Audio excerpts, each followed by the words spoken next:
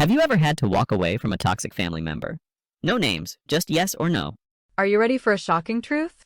I kept this family afloat for years, paid bills they never thanked me for, solved problems they never even knew existed, and when I finally thought maybe I could get just one holiday without carrying everyone else's weight, my own sister decided to label me emotionally draining and convince my parents that the best gift they could give themselves this Christmas was my absence. That was the moment something inside me shifted, because if I was already being treated like the problem, then why in the world was I still paying to keep their lives running smoothly? It started with a screenshot that came from a cousin who probably didn't even mean to stir the pot. She just sent me a picture of a group chat because she thought it was funny, and there it was in plain text. My sister Lena telling my mom and dad that it would be healthier for everyone if I didn't show up this year, because apparently my energy was too heavy and people needed peace. And my mom's reply was just a little heart emoji.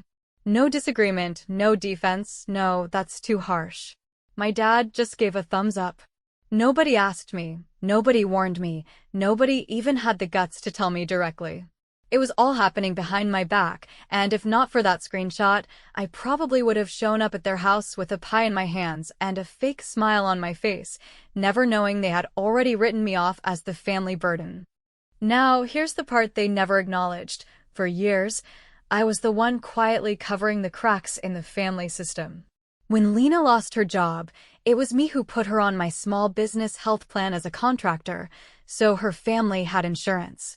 When she and her husband, Evan, wanted to send their kids to a private school but couldn't figure out how to make the tuition payments stretch, I stepped in as the authorized payer so the school would take monthly installments from me instead of demanding a lump sum from them.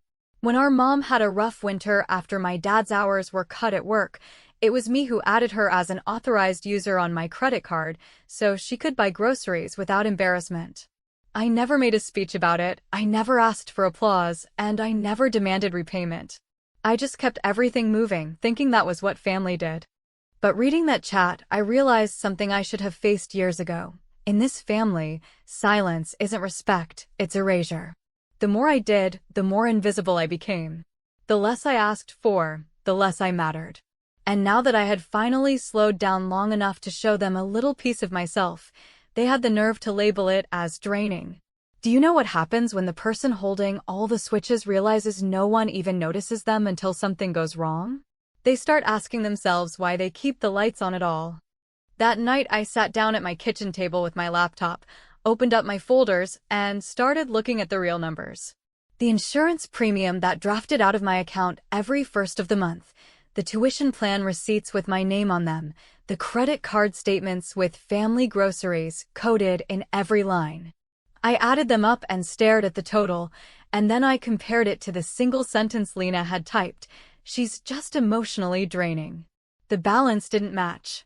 The math was insane. If I was so unbearable to be around, then maybe it was time for me to stop carrying the unbearable weight of all their bills. I thought about Christmas morning. I pictured them sitting there, opening presents, probably telling themselves they had done something noble by excluding me, that they had chosen peace over drama.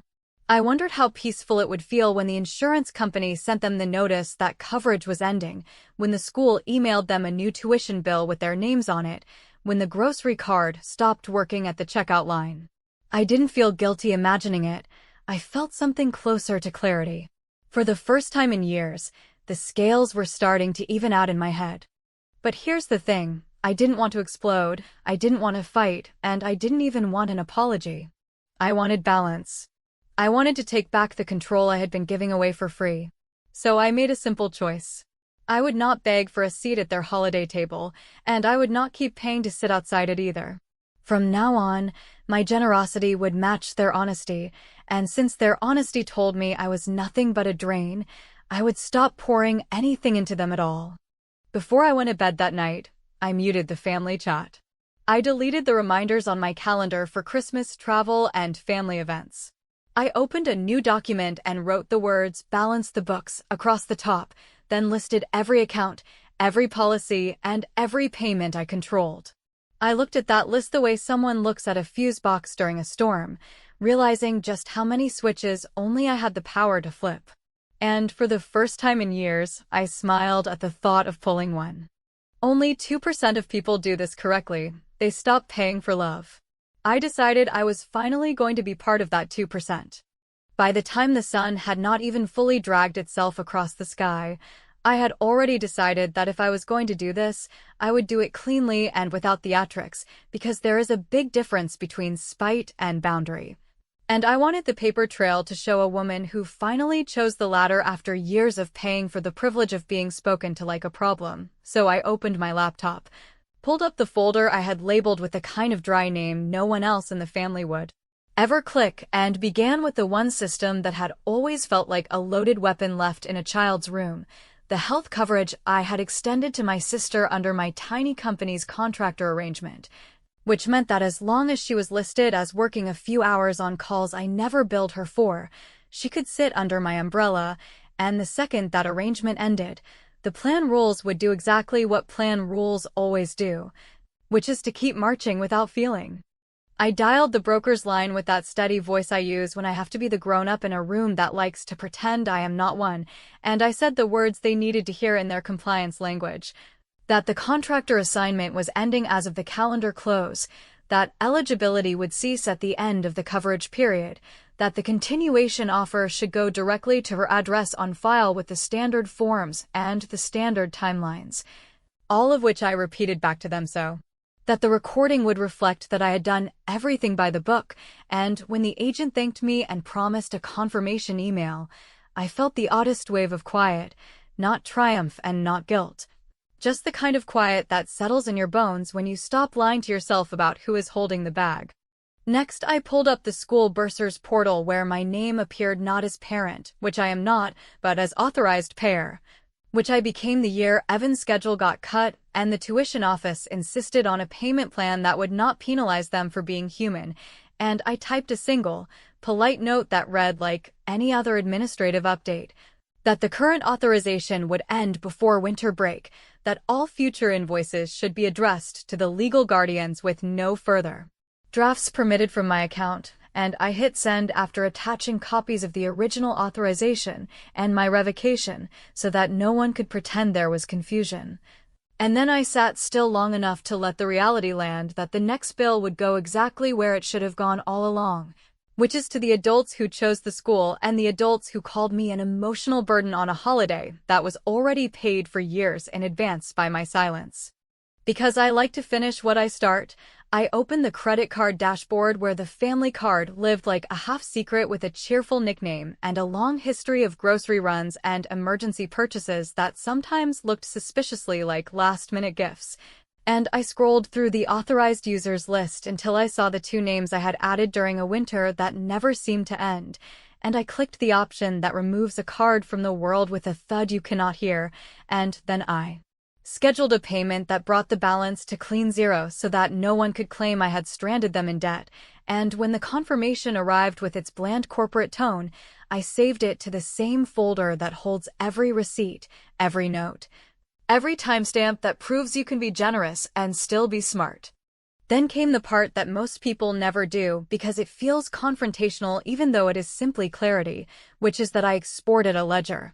An actual line-by-line record that showed how many premiums I paid and how many months I kept the plan alive and how many tuition drafts left my account while everyone nodded along to the story that I was the one bringing the storm. And I looked at that ledger the way you look at an X-ray where the fracture finally explains the pain, and I told myself, out loud because sometimes you need to hear your own courage, that truth without documentation is just another argument with people who are committed to not listening. Only when the administrative pieces were set in motion did I pick up my phone, because I knew the temptation would be to make a speech, to make them feel what I had felt, and I also knew that speeches are what people point to when they want to call you hysterical.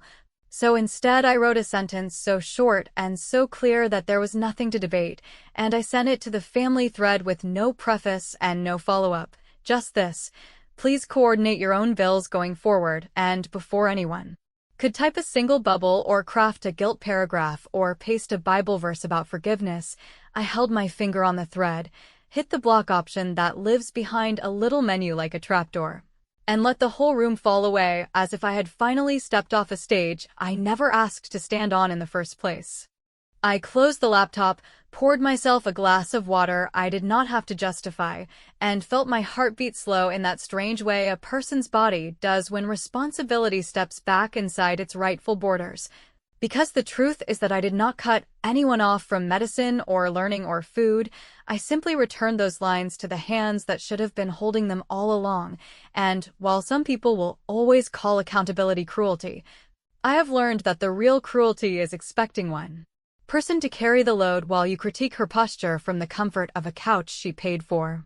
Here is what happens in the first 24 hours. Phones start ringing from numbers that only call when something is on fire, and every voicemail sounds like a hug wrapped around a demand. When the first wave of phone calls started, I already knew what they were going to sound like, because people who never pick up a phone unless they need something always have the same tone, that mix of false calm and underlying panic. Like they are trying to convince you that you are being unreasonable while also begging you to fix the hole they suddenly realized had been covered by your hands all along. And Evan's voice on the first voicemail was exactly that, smooth enough to pass as polite, but threaded with the desperation of a man who had no idea how to pay for 2 kids' tuition when the school office no longer had my credit card on file.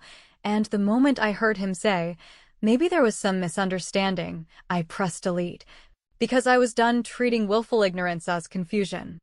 Then came Mom's email, long and emotional, dressed up with words about family loyalty and the true meaning of Christmas, paragraphs about how life is short and grudges are heavy and we should all focus on love instead of money, which would have stung more if I hadn't been staring at the spreadsheet that proved she had been perfectly fine letting me shoulder thousands without a single thank you, and the irony that she only called it about money now that she was expected to handle it herself was almost too bitter to swallow.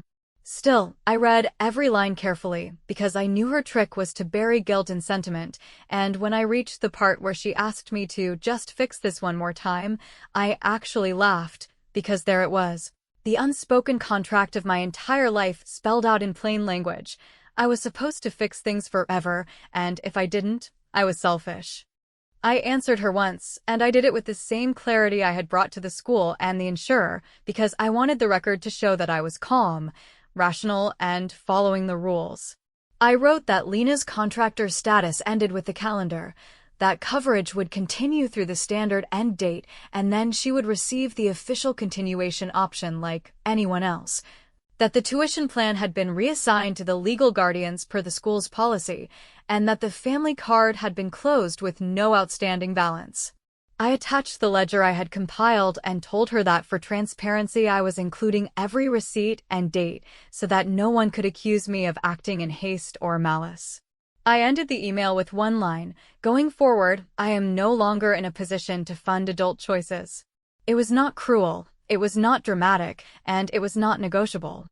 Of course, Lena could not let that be the final word, so within hours my inbox filled with her version of events, paragraphs that dripped with accusations about how I was unstable, how I was punishing her children, how I was making a scene over nothing, and how she had only said what she said in that group chat because she was worried about my mental health. The twist would have been funny if it weren't so insulting, because here was a woman who had written behind my back that I was too emotionally draining to be invited for dinner, suddenly reinventing herself as the concerned sister who had been trying to protect me.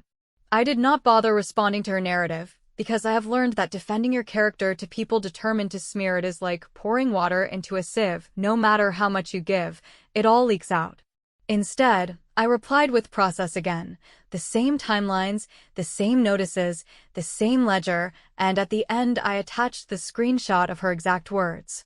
From the chat, dropped into the chain with no commentary, because sometimes silence framed by receipts is more powerful than any argument.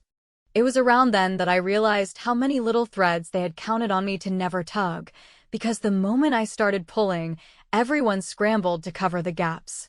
A cousin texted to ask if what Lena was saying was true, that I had cut off insurance overnight without warning, and I answered with the actual notice dates, pointing out that she had weeks of covered time left before anything changed. An aunt forwarded me one of Lena's dramatic Facebook posts about betrayal, and I simply sent back the official continuation letter from the insurer that had already gone out in her name. It was astonishing how quickly rumor wilted under the weight of paperwork, and how much louder their voices got once they realized their usual trick, making me doubt myself, wasn't working. The more they pushed, the more I leaned into the comfort of structure, because in this family every fight used to be about feelings, with Lena crying loudest and Mom soothing her and Dad staying quiet, which meant my logic never stood a chance. But documents don't cry. Notices don't guilt trip. Ledgers don't twist themselves into new versions of the past. Every time I hit send on another attachment, I felt like I was cutting one more invisible cord that had been tying me down for years.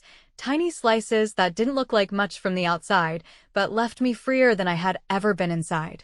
I knew they were hoping I would cave, that after a few voicemails and a few guilt-soaked emails I would return to the old pattern and write another quiet check, but instead I doubled down.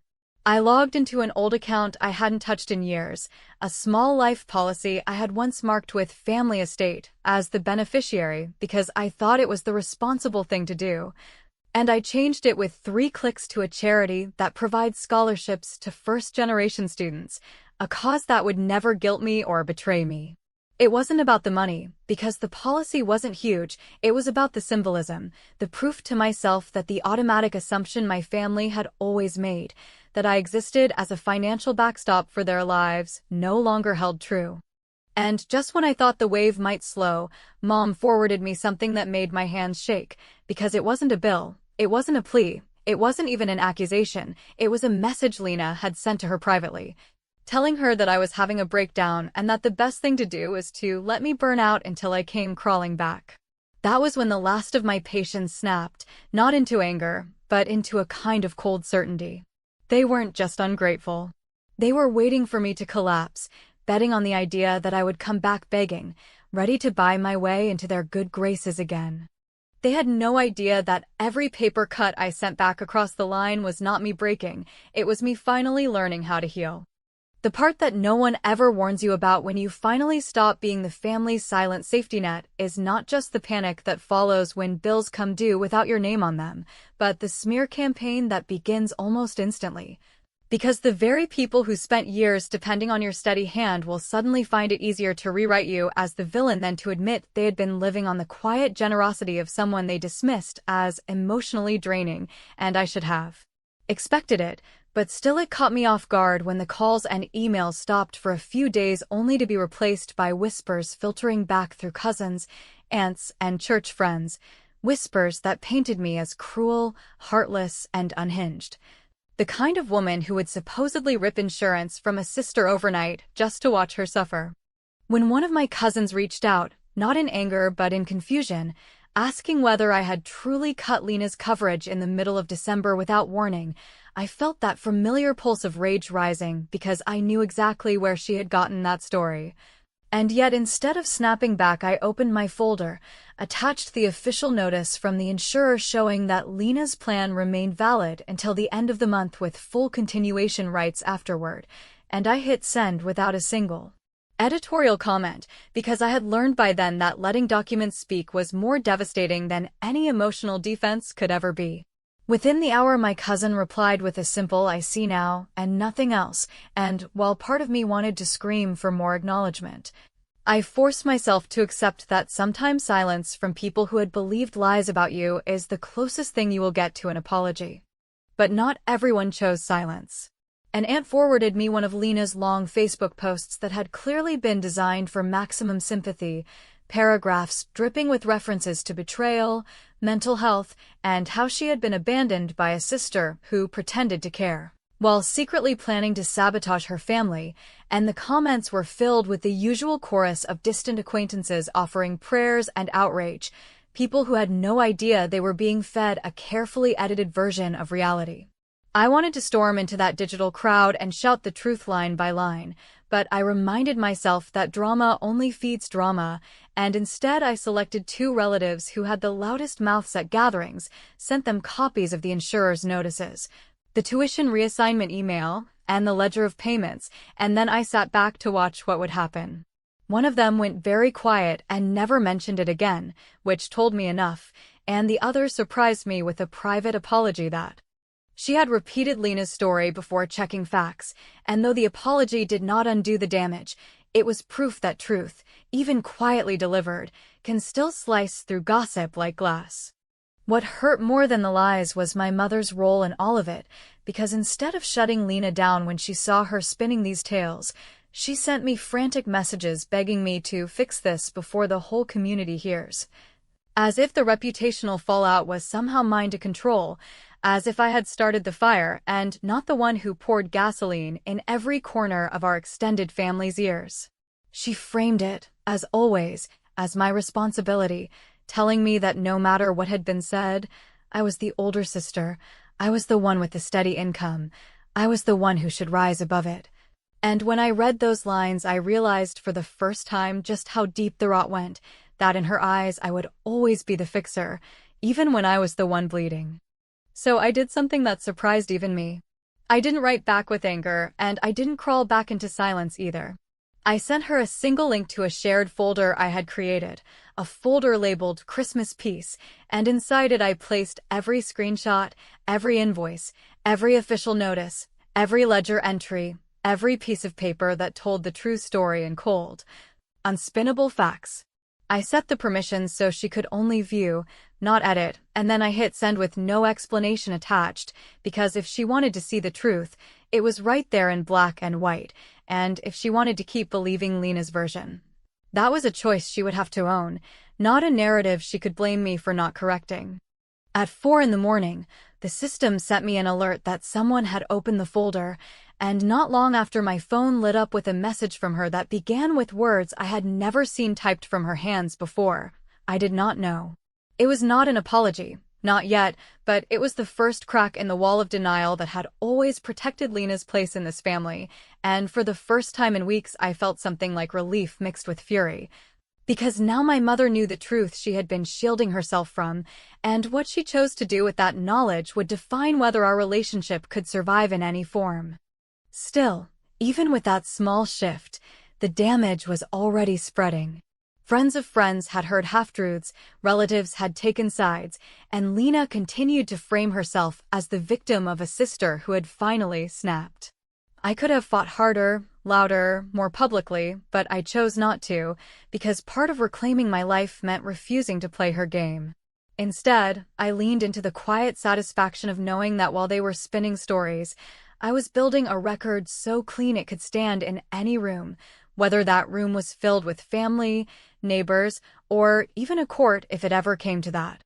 And in that moment, as I read and reread my mother's 3 words I did not know, I realized that knowledge is not the same as change, and truth is not the same as action, and the real test was still ahead. Because the next move would decide whether my family continued to treat me as the problem or finally face the fact that I had been the solution all along. The strangest part of the entire ordeal was not the silence that followed after I dropped the receipts into their laps, and it was not even the sudden scrambling from relatives who had once believed my sister's spin, but now knew they had been sold a lie. The part that unsettled me most was the shift in tone that arrived in my inbox like a flood, because almost overnight the hostility and accusation gave way to tears, to pleas, to endless variations of "you know we love you" wrapped around new demands for me to reconsider. And my mother's emails were the most relentless, paragraphs filled with half-apologies tangled with guilt trips, admissions of ignorance quickly followed by reminders that family should not be transactional. As if she had not already made it transactional by expecting one person to carry the burden of everyone else while being excluded at the same time. I sat there reading her messages with the same steady calm I had clung to from the moment I made my decision, and I reminded myself over and over that tears, whether typed or spoken, are not proof of change, they are often only proof of exposure. And while I did not doubt that she was genuinely upset, I could not shake the truth that she was crying now not because of what had been done to me, but because of what was no longer being done for them, and that difference was the line I had to protect if I was ever going to escape the cycle that had defined my life for decades. In those days I thought often about the children, my niece and nephew, because although Lena and Evan were adults who had made choices and told lies, the kids were innocent in this. And I knew that no matter how sharp my boundaries became, I did not want them to grow up as collateral damage in a feud they could not understand, which is why I made one last move that no one in the family had seen coming. A move that explained once and for all the difference between enabling adults and protecting children. Years earlier, long before any of this blew up, I had opened a custodial account in my own name for their future education, a fund that was modest but real, built quietly from my savings, with restrictions that made it impossible for anyone other than the children to benefit, because distributions could only be used for tuition, books, or direct educational expenses. I had never mentioned it, never used it to leverage gratitude, never dangled it as proof of my worth, because in my mind, it was always a gift to the kids and not a bargaining chip for the parents. So when the storm reached its peak and the accusations had turned into cries, I sent one final message that was short but carried the full weight of years of hidden sacrifice. I told them that while I would no longer cover health plans, tuition installments, or daily living costs, the college fund would remain, untouched and growing, available to the children when the time came, because they had done nothing to deserve the chaos their parents had created. I told them that from this day forward, every adult expense would be theirs alone, and that I would never again subsidize the lives of people who treated me as disposable. I explained that if they wanted health coverage, they could enroll through their employer, if they wanted tuition paid, they could work with the school directly, and if they wanted groceries, they could use their own cards like every other adult in the country. But the children would not be punished, because I was done being blamed for protecting myself. I knew the reaction before it even came. My mother wrote back that my generosity with the fund proved I still loved the family and that there was hope for reconciliation, trying to twist my boundary into an open door she could push through, but I ignored her, because I understood that this was not about reconciliation, it was about clarity. Lena, of course, accused me of trying to control her children's future, calling the account manipulative, even though it was the only piece of this entire story that could not be touched by her or anyone else. Evan stayed quiet, probably because he understood more than he wanted to admit that he had relied on my stability too long. The rest of the relatives fell into silence, because when children are protected and adults are cut off, there is nothing left to argue. The very last thing I did before closing the book on the whole saga was to set a recurring reminder on my calendar, once a year, to contribute to that college account, and I labeled it with words that summed up the decision I had made: do not buy your seat. It was not just a reminder to keep saving for the children, it was a reminder to myself that I did not owe anyone access to my life in exchange for money, that I did not need to purchase belonging or trade my health for holiday invitations. I could still love my niece and nephew, still make sure their future was brighter, without allowing their parents or my parents to drain me dry. When I blocked the family chat for good and left only one narrow channel open for the school and the fund, I felt a final kind of release, the kind that comes not from revenge alone but from stepping out of a role you never chose in the first place. For years I had been the fixer, the backstop, the quiet donor who kept everyone else comfortable while being labeled the problem, and in one season I had dismantled that illusion piece by piece until all that was left was the truth. They needed me far more than I ever needed them. This changes the rules forever, because once you realize that love bought with sacrifice is not love at all, you stop begging for invitations and start writing your own terms, and that is exactly what I did. I broke every unspoken rule of our family. I refused to carry their weight any longer, and in the end I won, not by shouting louder, but by cutting off the power at the source and walking away with my head held high.